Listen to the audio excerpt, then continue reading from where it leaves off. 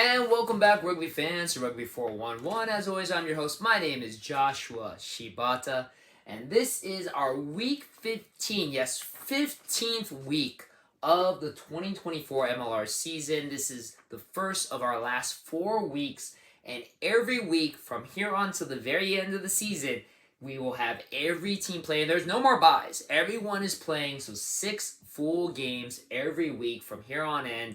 It is going to be a full month of MLR goodness. Lots to get to. A lot of great games to pick. A lot of hard games to pick, especially this weekend.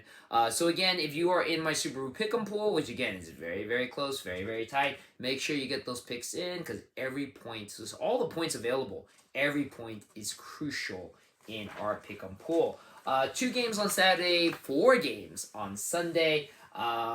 Very nicely spread out, except for day 1 on Saturday. The games are a little bit close. We'll go a little bit more into detail on that. Remember, you can watch every game live and on demand on the Rugby Network, except for 2 of the games. Both of the games that are here, they will be on Fox Sports 2 and Fox Sports 1, respectively.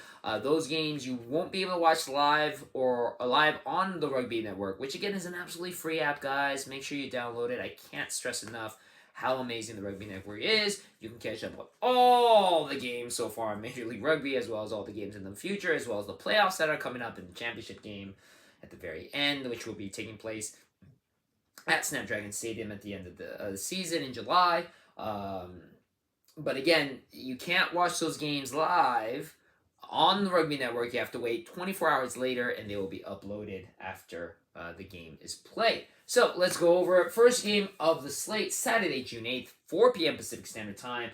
New England Free Jacks go over to Germantown Metroplex Soccer Stadium to play against Old Glory DC, a very, very big rivalry between these 2 East Coast teams. Kind of lopsided. New England holds 6 wins over Old Glory's 2, but Old Glory recently beat New England this season in a shocker of an upset, 35-34. Super, super close. Before that, Old Glory hasn't beaten New England since the very first time they met each other in 2021. Old Glory is kind of an enigma of a team. They did win in New England on that game. I don't think they'll pull a second one this time around. I think New England will get the win this time around.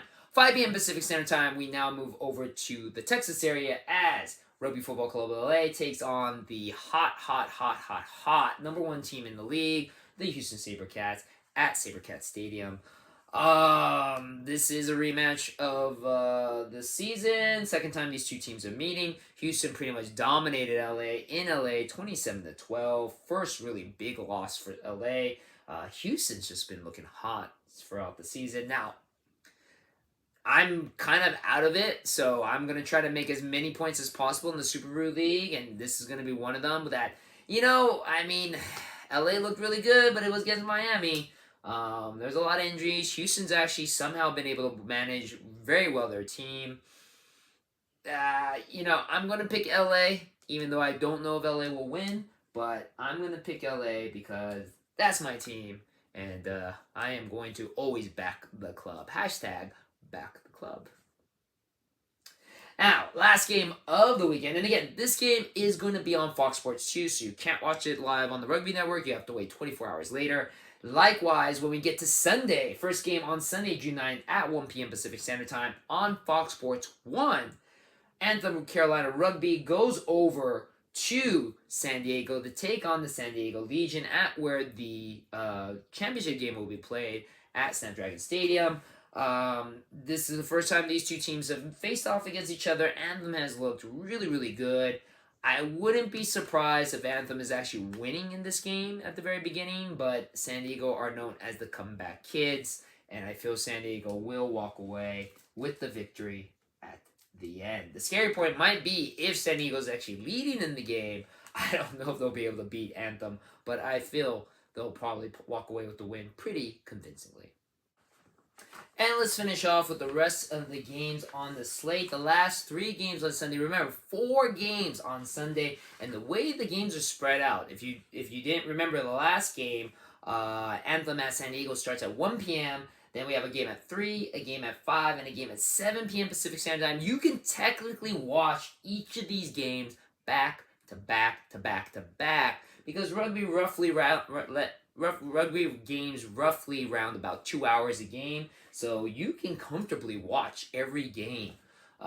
This whole entire day of rugby is pretty awesome, if you ask me. So a lot of rugby that you can easily sit through. And again, all 3 of these games will be accessible on the Rugby Network. So, Sunday, June 9th, 3 p.m. Pacific Standard Time, NOLA Gold goes over to Miami to take on the Miami Sharks. This is a rematch from the last game that they played, which surprisingly Miami just slaughtered NOLA 42-27. Since that game, NOLA has been on a 4-game winning streak, just recently losing to Houston in the last game. So, I mean, it's kind of interesting how NOLA kind of woke up after that thumping against Miami. Does that mean that they will go into Miami with a little bit more convincing game plan against the Miami Sharks, who have looked pretty good? I mean, they fell apart against LA, but NOLA, I don't know. I mean, this is going to be a very interesting game. I honestly think that Miami has enough. And being playing at home, the Miami crowd, if you watch it on the Rugby Network, they're pretty loud and supportive. So I think Miami could pull off another win against the NOLA Gold. Then, 5 p.m. Pacific Standard Time, Chicago Hounds go over to Dallas to take on the Dallas Jackals at Choctaw Stadium. Traditionally, this is considered the Dog Bowl. I don't know if it's still considered Dog Bowl because you have the Hounds and the Jackals. But these 2 teams played against each other twice last season, back when they were both in the same Western Conference. Both of those games were won by Chicago, but by barely the smallest of margins. 1 point and 2 points were the difference in those 2 games. This is the first time that they're playing against each other. Chicago is on a 3-game losing streak after looking pretty good and just now starting to fall apart. They did have a bye just recently. Dallas, they're kind of limping along as well.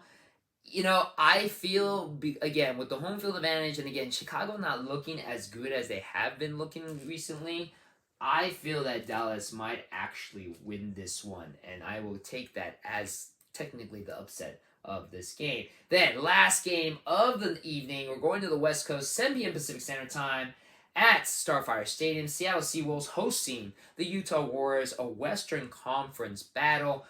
Interestingly enough, this rivalry, Utah has 3 wins, Seattle has 7. There's been 1 tie. Last time these 2 played was in the season. Seattle won that game 23-13. Utah's on a 4-game losing streak. Seattle has won recently, but in the last 3 games they are 1-2, so they have been kind of struggling quite a bit. Utah, though, having some injuries, but Utah looked really, really good against San Diego, just coming up short against San Diego, just coming up short of that game at the very last moment.